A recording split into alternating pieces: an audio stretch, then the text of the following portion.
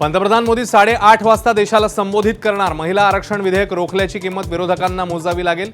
केंद्रीय मंत्रिमंडळ बैठकीत वक्तव्य।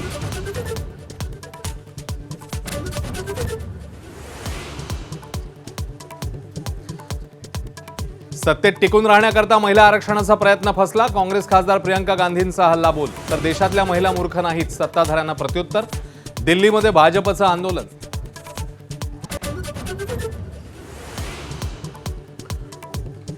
बोंडे, राणा, प्यारेखान यांनी तणाव निर्माण करण्याचा प्रयत्न करू नये।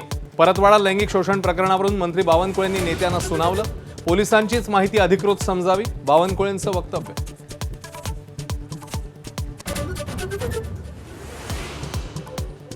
परतवाड्यातील आरोपी अयान अहमदची मोडस ऑपरेंडी समोर। सोशल मीडियावर हंटिंग ग्राउंड, तर संवादाने विणलं जाळं।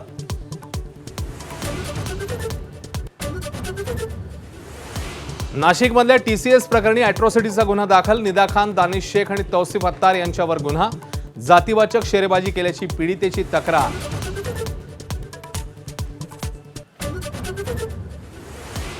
भोंदू कराची पुन्हा न्यायालयीन कोठडीत रवानगी। चौथ्या गुन्ह्यात 30 एप्रिलपर्यंत कोठडी, तर 5व्या गुन्ह्यामध्ये पोलिसांनी कोठडी मागितली। उद्या सुनावणी होणार।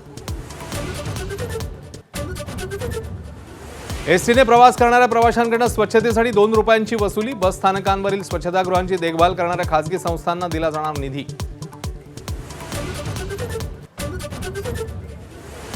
राज्यामध्ये उष्णतेने नागरिकांची काहिली। मराठवाडा, विदर्भात पारा 42 पार। अनेक जिल्ह्यांमध्ये उष्णतेचा येलो अलर्ट, तर काही भागात पावसाची शक्यता। बुधवारपर्यंत शांतता करार झाला नाही तर इराणवर पुन्हा बॉम्ब वर्षाव। डोनाल्ड ट्रम्प यांचं वक्तव्य। शस्त्रसंधी वाढवणार नाही, इराणची बंदरांची नाकेबंदी करण्याचाही इशारा।